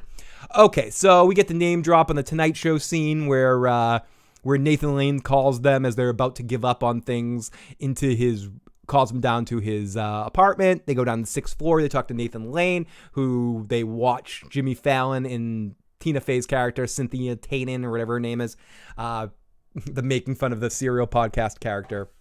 See, I'm blanking on who the Serial podcasting host is, like the real person. Is that Cynthia Kanan or something? And they're basically just doing a malapropism of her name on what Tina Fey's character is. So I'm just gonna call her Tina Fey. So Tina Fey's there advertising and saying exactly what I'm saying here. Podcasts are just too popular. Everybody has a podcast. Everyone thinks, and now podcasts are so popular that the only successful podcasts are done by celebrities or old celebrities, because people don't want to listen to randos, which is named talking about shit. They want to listen to celebrities talking about this sort of shit. And even Brazos has a podcast. Even Columbo has a podcast. Even Matlock has a podcast. But even Brazos has a podcast, and he's doing a murder mystery in the building. It's called this, and then she spells out the name, which San and Demas presents Only Murders in the Building, and then says, and their main suspect is Sting. So they get without having to pay for it, without having to do anything, just in the funny joke sort of situation, you connect with the Tina Fey scene earlier and why she kind of helps them, because she sees this as potentially a funny story that she can talk about, or something that she can kind of use just as just a funny story to tell people or whatever. And it's just an interesting setup to see the payoff to that in that scene. It's a scene I wasn't expecting to see. Fuck Jimmy Fallon, though. I want your job, dude. But anyways, I've been rewatching old Carson clips and old Letterman clips and Conan, which I think are the three best to do that. Craig Ferguson is also very good at that job too. But I just think we're in this dead zone of hosts like that, where when we're coming from an era where we were in a sort of point where we had so many good ones of them. I fucking hate Jay Leno. But he has a generation of people that fucking love him, right? And he was at least, did what Jay did, but I still think Jay's one of the worst people ever in the universe to do this job, and I don't think Jimmy Fallon's much better, and I'm not a big fan of Kimmel either. I don't think he's particularly good on it. I just don't think he's particularly anything at that job. And I don't like Cole Fucker either. I like the Colbert Report back in the day on Comedy Central, but I don't like what he's doing with that show either. So since Conan retired, it's just for me, it's like the dead zone in that show, where I come from an era where I grew up where Johnny Carson was still a thing. And then after that, you got Letterman. And then eventually, even in the different era, you bring Conan into play into there. Conan's probably one of the to me, the best person to do it since Johnny. I feel like you got Johnny, Conan, Dave. That's my top 3 right there. In that order, too. I think Dave was good at it, very good at it, but I don't think he was quite as and I watched David Letterman my whole life. He was like some of my initial comedic moments came from watching Late Night with David Letterman, the original late night show. That helped frame my sense of fucking humor, right? I still think Conan was better at that job, but I think Johnny was the best at it. And I'm not talking about other hosts, other people that, do different shows at different times, Magic Johnson or Pat Sajak. I mean, you can't beat either one of them. They did it better. Or Chevy Chase. I mean, those are the real big 3. I mean, there are other people that did it pretty well. Joan Rivers did it really well. Gary Shandling did it well, both as Gary Shandling and in the Larry Sanders Show. Miss Piggy did it well on that Muppet Show. You have different people that have done it really well in different contexts. But I think for me and my money, if I'm paying someone to host a show, I want Johnny and Ed there, or I want Andy and Conan there. They're my number 1 and number 2 teams, but in all ways. Dave and Paul are funny, but it's almost Dave is funny within his self-deprecation of which he's not funny. Like Dave makes himself funny by not being funny. That's why not everyone gets Dave, I think, because he's very much like, That's why more people of that generation got Jay, I think, because Jay's more, hey, what you see me? Hey, everybody, what you see me? He is what, I am what you think I am. Where Dave's a little bit more sardonic and a little bit more self-deprecating, which didn't fit with the 90s kind of feel in that sense, where Jay's pompous douchebaggery was a little bit more representation of what people that wanted to watch that show were like. I don't know. I don't know why people like Jay over Dave, but anyways, because I think Jay is even worse than Fallon. I think Jay's the worst. I think Jay's at the bottom of that list. I think Fallon, at least he seems like a nice guy having a good time, but he's always trying to talk over the guests and be the star of the show instead of letting the guests be the star of the show. I feel like that's what Conan and Johnny did better than other people. They knew how to fit their jokes in around making the guest the star. When your guest isn't on stage, that's your time to shine. Johnny shined in his monologue. Johnny shined in his bits with Ed in between, or those little segments when he did I'm thinking of 3 things. I'm thinking of my penis, chocolate ice cream bar, and large extra cheese pizza. What are 3 things you want in your mouth? Whatever. Like doing shit like that was his way of owning the scene. But when the guest was out there, he just let the guest be the guest. Watch him compared to some other people, interviewing someone like Rodney Dangerfield. Seriously, shut me off and go watch Rodney Dangerfield on The Tonight Show, or watch Robin Williams and Jonathan Winter on The Tonight Show. There's or any comedian of that era leading in through the 90s. I think when was Johnny's last year? 92, maybe? I could be wrong about that, but whatever. So yeah, I don't know how I got on that rant, but it's because Jimmy Fallon was on my screen.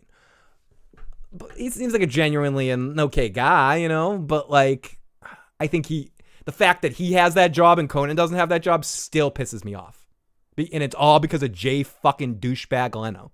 Hey, you can have my show. You want my show? Let me show you can have my show. Have my show. I'll leave in 5 years. Oh, Conan, I'll go on right before Conan. Hey, you want to fight Conan? I'll fight Conan. I'll go back on. My meetings are better. Fuck you, Jay. Seriously, go fuck yourself. At least Fallon seems like an alright dude that wouldn't backstab your mother just to fucking get a job. Fucking dickhead. Ferguson was amazing. I'm Team Kimmel these days. Kimmel's probably the best one working right now. I don't have any problem with Kimmel. Kimmel's just whatever. He doesn't try to overtalk the guest. I'm just not the biggest fan of Jimmy Kimmel as a personality or as a comedian. He's not my brand of comedy, but he's not off-putting. And I guess he's probably the best one doing it right now of the big 3, of the Jimmys. If I have to watch one of the Jimmys, I'll probably watch him over the other 2. Started watching the show because of you, Phil. Thank you, Fernandez T. Thank you for always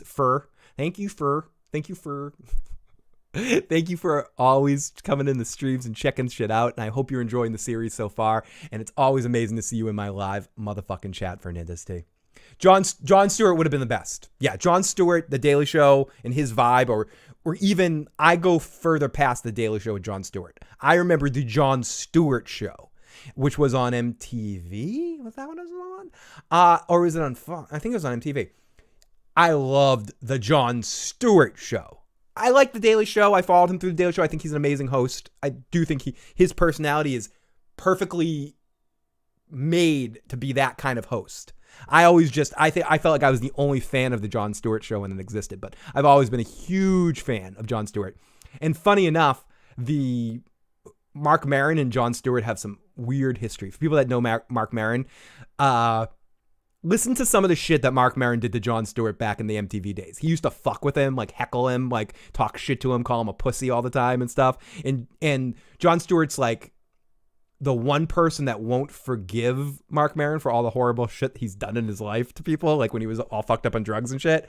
And it was because he used to just trash Stewart. He used to like call him again, it's better to hear Maron talk about it, but those two don't talk. That's one of those weird celebrity feuds you might not know about. And it's because Marc Maron used to literally harass him and like call him a piece of shit all the time and call him not funny and say no one likes you and just call him all sorts of names. I loved him on the fuck Stewart. He's way better than the normal guy. I loved him on the Daily Show. His comedy sucks. Come with me if you want to lift. Come with me if you. Colbert can't stand Fallon. Colbert was the only funny on riding Jon Stewart's things. I'm Team Kimmel. What about Ferguson? Was amazing. Jay Leno was a dick. Lucille, give me strength. Give me strength. So, everybody, I'm sorry for that random rant. And again, I'm talking about taste.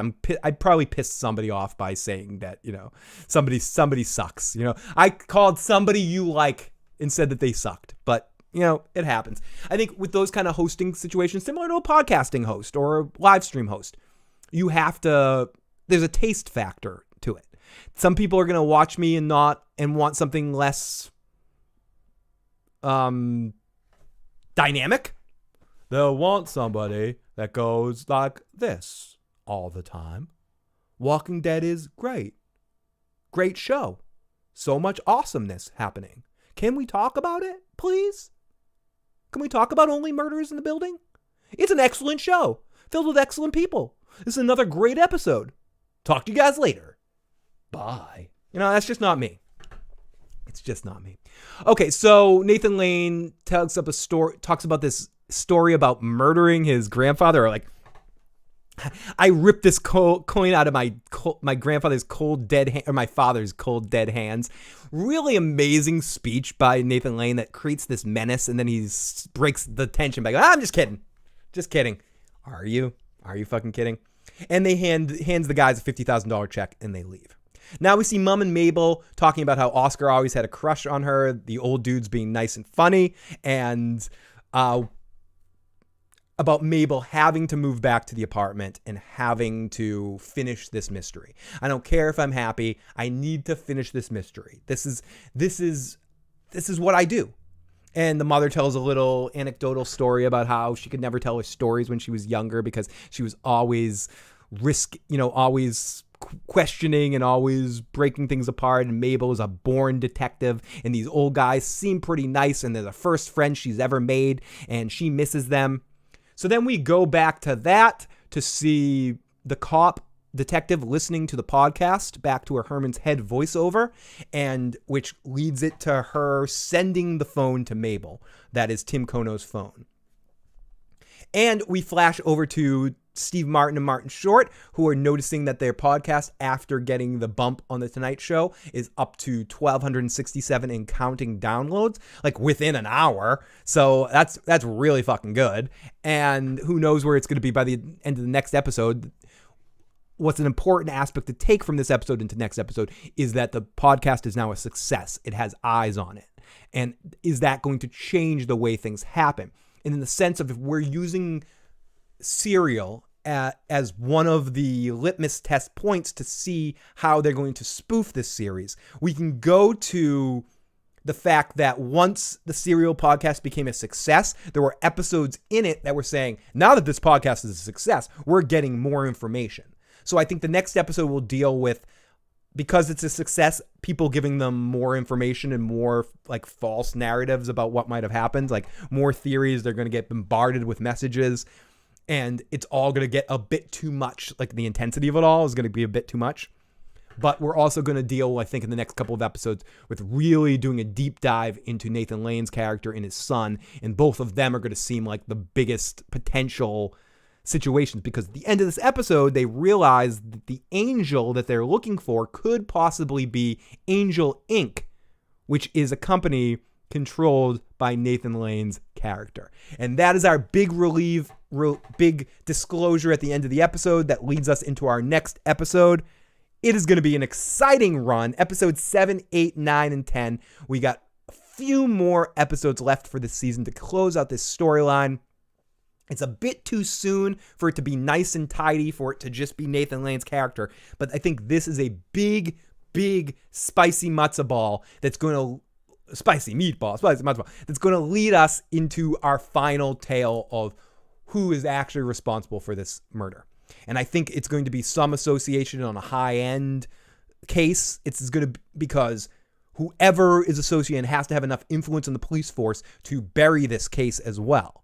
So it's someone with money. It's something with a lot of clout. It has to do with this ring. We've seen a lot of shots of this ring.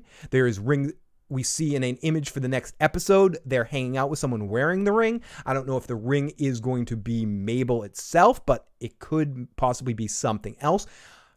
There's a lot of interesting mysteries and a lot of fun stuff being set up in this show. And I'm excited to watch this with you guys every step of the way.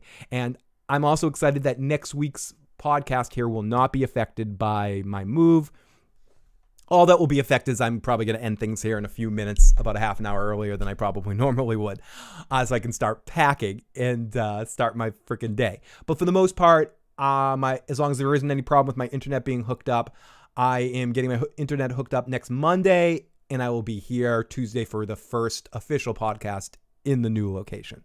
So please, if you're not already and you're watching this and you want to catch up in the series, please watch the first 6 episodes in preparation, or 7 episodes starting next week, in preparation for our final run here, talking about all these episodes and who our potential murderer is. So before I end things up, this is a question for you guys in the live chat, or people that are watching this afterwards for the comment section, or people listening to the podcast. Do we think that we know who our murderer is? Or is our murderer someone we haven't been introduced to yet? We saw earlier that no one else came into the building. So our murderer has to be someone that was in the building, unless they snuck in privately. I'm very curious if people think that we've met our murderer yet. Personally, I think we've seen our murderer, but not met our murderer.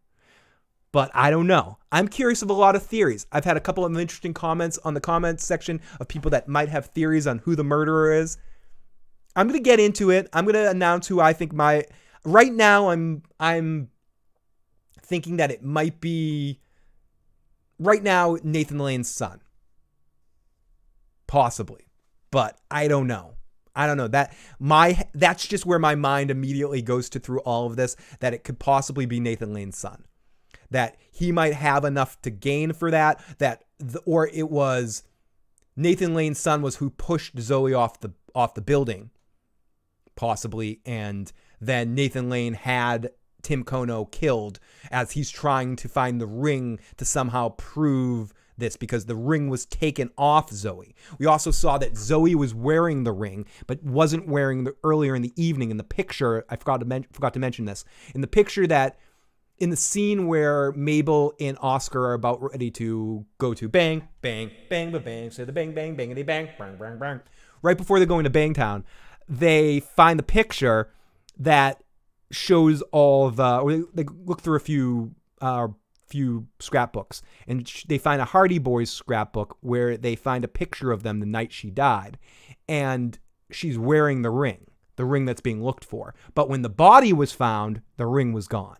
So that leads me to believe 100% that the person that murdered her and the person that potentially murdered Tim Kono, or helped Tim Kono, forced him to kill himself in a really sketchy situation, was whoever is the owner of that ring, whoever has any sort of connection, one-on-one connection with that ring, is who is responsible for this whole situation. And somehow my mind is going to Nathan Lane's son right now, but it very easily could be somebody completely else. So before I call it, hello, John Haymaker. Who do you think will die? Whose body will we see in the very beginning? Whose body will we see in the very beginning of the season? I forgot about that for a second. I'd have to go back and watch that episode. Was that Oscar's body, maybe? Could it be Oscar's body? Could it be one of the people working at the building? Could it be the actual killer that Mabel has to kill to protect herself at one point in time, where she has the actual replay of what we see in the first episode 2, where she's laying in bed and someone comes in to try to attack her when they know that she knows who the killer is, and she ends up killing them. And that's what season 2 is, in some ways. Very interesting questions. Phil, stop packing. The T-1000's going to come. Shit. You know what I got to do? I got to somehow block under my door because there's such a hole under my door. The T-1000 can just slip under here. I'm in trouble. I need to make sure the T-1000 does not know where I live. I don't know who the murderer is. Screw that. It's the other Hardy boy who did it. The dude who just got out of jail. Oscar. No, honestly, it could be Oscar too. I mean, Oscar was a potential suspect early on, and then he's been disclosed because he was like, yeah, it's not me. Okay, we're just going to take him for his word because he seems like a nice guy. He's also someone that just got out of jail for a crime he didn't commit. We don't know exactly why he went to jail, but we have to assume he went to jail for suspected manslaughter, if not murder. He wouldn't be out if it was for murder, right? This isn't like... So it had to be something like potential involuntary manslaughter or something like that he pleaded out on or some shit, right? But he still went to jail for something that Tim probably could have pushed him off. So he might have started getting in Tim's face about it, and some shit happened. Like he said, I went up there to beat up Tim. Maybe he wouldn't have admitted to do that if he actually did it. You know, he would have wanted to leave some plausible deniability. He wouldn't have been free to admit that. But if he's a really good liar, it's that poker thing.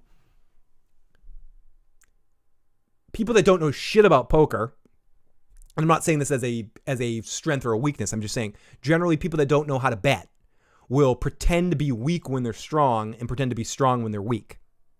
It's just like an inherent thing that happens. But if you know something, if you've read poker books, it talks about fucking with that. You know that the person in front of you knows that they know that first passed out in 31 flavors. So you need to cleverly place where you do mistruths like that. And in certain situations, pretend to be strong when you really are strong, because the person that might not know that you know what you're talking about might call you thinking that you're weak. So there could be a dynamic of that with Oscar, that he knows if he admits to it, that he'll never be accused of it, right? So Oscar's definitely a potential. He's in there too. I think all three of our leads are seriously maybe potentials, even though I don't think announcing a season 2 kind of poo-poos that a little bit. I've said it before, if any of our 3 leads are the guy, it's Steve Martin. If any of the 3 killed him, it's Steve Martin. But I don't think any of the 3 did. I think it's maybe one of the people we saw in that lineup we haven't talked to yet, or someone we quickly kind of pushed away as definitely not that person. Definitely not Wapner. Definitely not time for Wapner.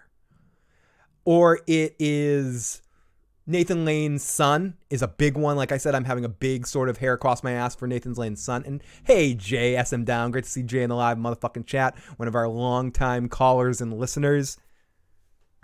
Great dude, Jay, for all the support he's given us over the years.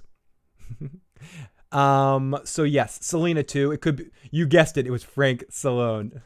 Only Fields of Dreams. It's a field of dreams, Ian. And on this note, just because Ian's here, I have to start to wrap things up. No, that's not why. Now, if you missed it already, I'm going to do one more time a quick recap of this episode. Thanks to the guys there at Ready Steady Go, or Ready Steady Flash, or Ready Steady fucking shit. The website where basically, I just went through the whole episode through my own notes, but just in case I didn't know what the hell I was talking about, I copied and pasted someone's recapped article.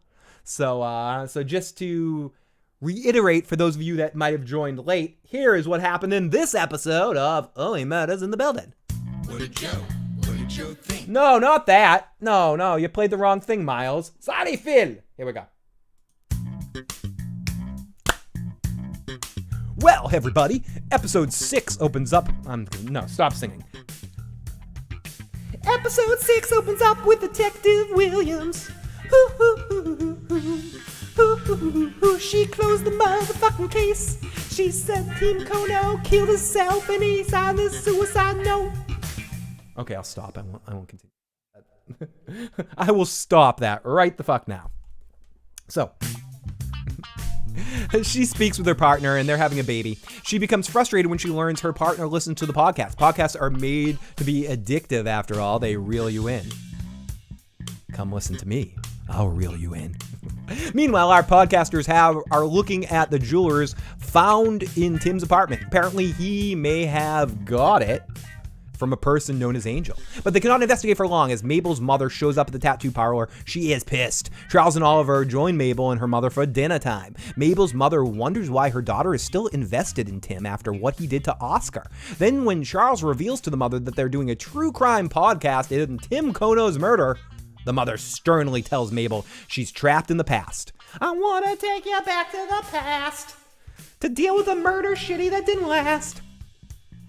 As the mother clarifies that she has a problem with Charles and Oliver doing the podcast with their daughter, she regrets letting Mabel spend their time in the apartment.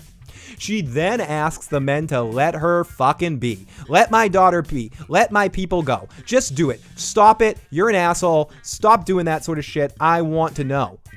When Charles and Oliver return to the apartment, Charles raises that they must stop. We must do the podcast. We must stop the podcast. We can't stop the podcast. We must stop the podcast. We can't stop it. Ah! When Charles raises that they must stop the podcast, it's too personal for Mabel. However, their sponsor, Teddy, played by Nathan Lane, wants to offer funding as they turn into a Boston guy. Teddy, he wants to offer some fucking funding for the fucking podcast after the famous podcaster Cynthia Koenig talks about them in primetime. No, this is wrong. You're wrong. Listen, article writer. I'm trying to give you credit. Listen, stop the music. I'm trying to give you credit, article writer. You're an amazing person here, right? I'm copying your article. I'm reading word for word. I didn't need to, but I'm doing it to kind of give you some attention here for your fucking article, right? You're saying primetime television? I'm pretty sure, unless I'm completely horseshit, late night, the Tonight Show is not considered primetime. It's considered late night, the start of late night television. Primetime, I believe, is 6 to 10. I could be, or 6 to 11, till the news start. Or it might even be 6 to 8. 8 to 10. But I could be wrong about that. Maybe it's changed after all these years, and it's a minor thing, and I'm recapping and reviewing your fucking article. But I'm sorry, buddy. Primetime television, it was not. Unless Jimmy Fallon's doing a primetime episode interviewing a podcasting host. Dude, I'm wicked fucking smart, Walter White. You're goddamn right, Phil. You know what? I was rewatching a movie, Walter, and I didn't realize you, or maybe it was your twin brother, Tim Watley, the dentist from New York. But I didn't realize that you were in the movie That Thing You Do. Are you playing an astronaut? I don't know if you were. I forget which astronaut you were playing. Were you playing Buzz Lightyear or something? No, Buzz Aldrin or something. But you were playing I was rewatching the movie That Thing You Do. Go up to your room, Jimmy, and write that hit song alone with your principals. I forgot how much I enjoyed that movie, and I watched it because YouTube does this thing now where they have because they want to be a streaming service. That's why they're ousting folks like me. You know, I'm bitching about it today, but whatever. So they're showing real movies too, right? And right after, I'm watching like random videos. Like I'm watching a video from a channel I watch, like watching a Preston and Carmine podcast or something. And then instead of like showing me another YouTube creator, they're auto showing me movies. And one of the movies that auto started was That Thing You Do. So I watched That Thing You Do, and I didn't realize that Walter White's, another one of Walter White's relatives, like with Tim Watley, is just hanging out there But yeah, Walter, you were great. Oh, you're wicked fucking smart. I'm wicked fucking smart. I ended another party. You're going to get a streak. But no, you kept this party going on. And I was literally about to end this thing. And Jay, I will play your message at the end here before I end the show. I was going to end things off and not do this read. I mean, if anyone's going to have to hate you, it's probably the fact that, ooh, I just saw someone walking a dog past my house and I'm not complaining over it. I'm not complaining about what I just saw, but I am clarifying that I have a problem with primetime TV. But no, it's your reason I'm listening to the new ABBA album while I babble. Listen, everybody, it's time for some ABBA. As Detective Williams, she learns about the toxicology report. She never makes it into the investigation. None of the people missing in the investigation. Sorry, I promised I wasn't going to do that again. I couldn't help myself. Okay, so I'm just testing my voice to make sure I'm not losing it. Hi, everybody. No matter how much I smoke, I can still do this. So Tim Kona, she tells her partner, but expresses the fact that she cannot get involved in a closed case because it would really screw her career. However, she does start listening to the podcast. Mabel and Oscar look at a piece of evidence and the ring on the body, but they show that she didn't have the ring on when she died. And that it doesn't make any sense. That doesn't make any sense. Oscar raises how he doesn't want to talk about the death. Okay, this is what I wanted to make reference to Fernandez's tease. Fernandez tease? Tease? Is it Fernandez? No, it's, no, Adrian, I got the eye of the tiger. It's Frank Stallone. But maybe it was Oscar. Oscar also doesn't want to talk about any of this. He's very like, nah, I don't want to talk about this. And that shows a liar. You know, someone that just quickly doesn't want to talk about things, it's because they feel uncomfortable with the situation. Nielsen defines prime time as 8 to 10 p.m. local. Exactly, 8 to 10. Not 11:35 p.m. when you're doing the fucking Tonight Show. Not to mention, after the first guest of the Tonight Show, it's probably already midnight, because I doubt that Cynthia Kanan, a podcasting host, is the first guest on a Tonight Show, so she's probably the second guest, right? And also, they got home and they're going up to Nathan Lane's apartment at 11:30 p.m. or midnight. Are they watching because it's live? And I guess it's New York City. People don't go to bed, even 70-year-old dudes aren't going to bed at midnight. Maybe they're staying up till 2 a.m. because it's the city that doesn't sleep. Story checks out. I'm wicked smart, dude. Listen, Eisenberg, you're goddamn right. I appreciate it. I'm wondering if I'm going to see you, Eisenberg, in the final season of Better Call Saul. I'm getting the feeling I'm going to. Fucking slippery prick. Okay, so Oscar raises now he doesn't want to talk about the death and tells Mabel he's been thinking about sex for a really long time. And you know what? All power to him. I admit that this scene didn't have a lot of chemistry to it. But I don't know if this is just a commentary on the casualness of sex in this day and age and how easy she can be like, yeah, of course I'm going to fucking fuck you. I liked you too, but you've been in jail for so long. This is a foregone conclusion that we were going to bang. We're the two youngest people on this goddamn show. We got to. Because Arvid's not banging anybody. So Mabel admits that she waited for him. They kiss, solidifying the romance. Maybe they have sex. I feel like they did. I feel like suddenly right after, I feel like I missed the moment in that scene when this music kicks in. But I missed a little bit of that chemistry, as I said a few times. It was all right, but it didn't have what I wanted it to have, right? And maybe that was another side boob, whatever, or side butt of Oscar. I feel like the scene cut a little too soon. Once they kissed, it felt like two kids in a theater show in theater class, not being in the play, not having months to work it out, having to just be told by a director, you guys got to kiss right now, and feeling uncomfortable trying to simulate romantic interest in each other. I feel like both of them really hook on to the comedy feel of this episode, but when it was coming into that chemistry, there was a piece missing for me. So as the episode draws towards the end, Charles and Oliver are buzzing over the podcast downloads. They both debate over the investment from the sponsor and whether they should return that money or not. But Oliver cannot rip the check in half. He cannot do it. We know he's broke, and he hasn't told anyone he's broke, but he is broke. Then they realize Steve Martin spots it. He goes, "Don't rip it." And he looks at the check, and it says Angel Ink on it, which could be linked to the investigation. Mabel returns to the apartment and apologizes for lying. She admits she's struggling to trust people, but they're all friends. They then reveal that they're no longer randos, or maybe we should call fans of the show randos. And someone left Tim Kono's phone at the front desk for her, as we know it was the detective, Williams.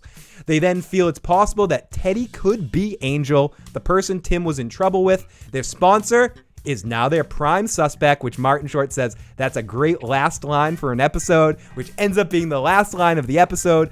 Fuck yes!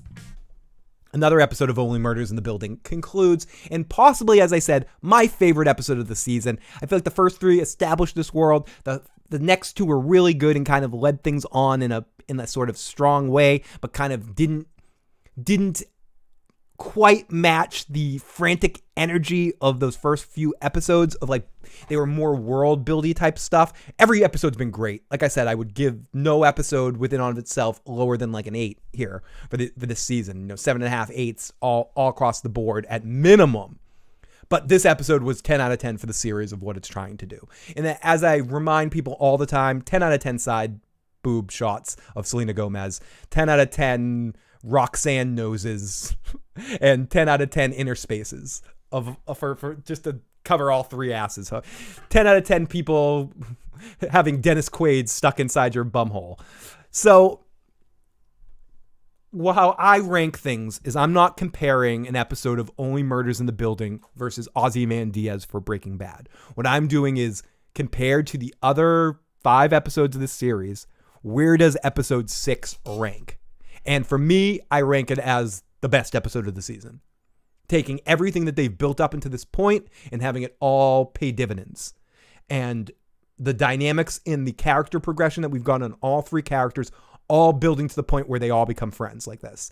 And did I love everything? So 9.5. 9.5 out of 10 instead of 10. Because I didn't love all the Oscar and Mabel romantic aspect thing. But so I guess that would be the one little wrinkle that I would have of like of one thing. But again, that could be just a victim of the dynamic of a series itself that isn't really a romantic based series. And the fact that she and he are both still young actors that maybe haven't played scenes like this too often. Because I think what they were trying to play, and I don't want to spend too much time negating a scene that's really a throwaway scene just to show you that they're together. But I think part of it is they were building up with their words that this is a turn on that's been going on for a really long time. Both these characters have wanted to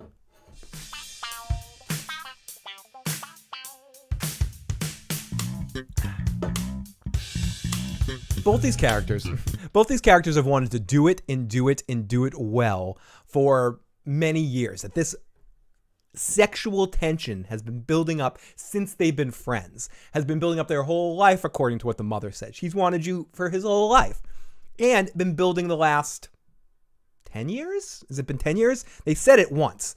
10 years in prison that this guy's been in, or 7 years this guy's been in prison. So I feel like when they were actually finally alone in a scene together, there wasn't that heat that I wanted. But it's a comedy subjective series, so, that's part of maybe that's showing me that Oscar could be guilty or Mabel could be guilty because one of them's holding something back. And I definitely didn't like how Oscar was like, shut up, I don't want to talk about this. Let's have sex. There was some hinkiness there. I don't know if it was supposed to be hinky or there was supposed to be a lack of fluidness to all of that. I don't know. We're going to see in future episodes, but I think Oscar's probably all set. But to Fernandez T, I'm not giving it up yet. I haven't seen The Last Men. I've heard about the series, but I haven't actually seen that series yet. But maybe I will check it out at some point, John Haymaker. Especially when I'm in another TV drought. Right now, I'm getting blasted by a lot of shows I want to watch and have to catch up on. You guys know at least one of them. So I'm having trouble bringing new stuff in right now, but I will definitely try to check that out. Last Man on Earth's about basically that. It's about, it's like TBS series, right? And it's about one guy that survives a big apocalypse of some sort and is the last person walking around the earth. It seems like funny. It's like a comedy, right? I think I've seen extended previews of it and it looks funny. And I like the guy who's the main lead in it. If it's the show I'm thinking of. So, everybody, you remind me of Jesse Pinkman who's in school. Well, I do play drums. And Captain Cook, someone called me Captain Cook someday. I'm not going to say why, but they did.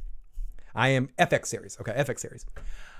You're goddamn right, Walter White. Now, before we call this a stream, let's play our good buddy Jay's music. Can you stop? Thank you, Jay. Let's play Jay's voicemail right now and see what Jay has to say. Hey, Phil. Question. How come you may have answered this the first week. How come the killer can't be, like, one of the three characters actually going to look for the killer? Maybe like they showed him doing something at the same time. Also, what if there is no killer? What if there was like a series of like accidents and however he died was like not truly by someone's hand, like something happened and whatever happened to make him die like triggered that event, but it wasn't actually someone who did it or something. All right, later. Thank you, buddy. As always, good points. Take your first question first. It could very well be one of the three characters. The first shot we see in the first episode, essentially, is Mabel hanging over another dead body saying, guys, trust me, it's not what it looks like. And we've also set up that Steve Martin is a complete liar at times and is living in a delusional world where at points he sees giant character costume versions of Bugs Bunny and Porky Pig. So we know that Steve Martin has some elements of delusional nature. I really don't think it's Martin Short's character. I feel like he's the one that haven't seen anything really nefarious other than he's broke ass. So I feel like it could easily be one of our three, and we could be Martin Short is doing this all because he's broke and desperate and was in some sort of situation selling jewelry with Tim Kono. I don't know. To your question, the first part of your question, it very easily could be. I don't think they've done anything to strike out any of them, especially Selena Gomez's character, Mabel. I think she's the one that they still are leaving you with a little bit up in the air in the sense that she's not always 100% honest. She has a psychotic nature where she can snap and want to stab people. We saw that the first thing and second thing we saw from her, or maybe it was the first, maybe it's the other way around. The first two things we saw from Selena Gomez's character was her over a dead body and her having a dream, doing a voiceover saying that she dreams every night about keeping a sewing needle under her pillow and someone coming up above her and stabbing the shit out of him and taking him down to the bone. So we do know she has those kind of tendencies.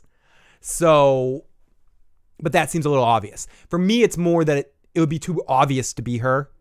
And they've done more of a good job of making you think it couldn't be Steve Martin or Martin Short. So it'd make more sense to be either of them.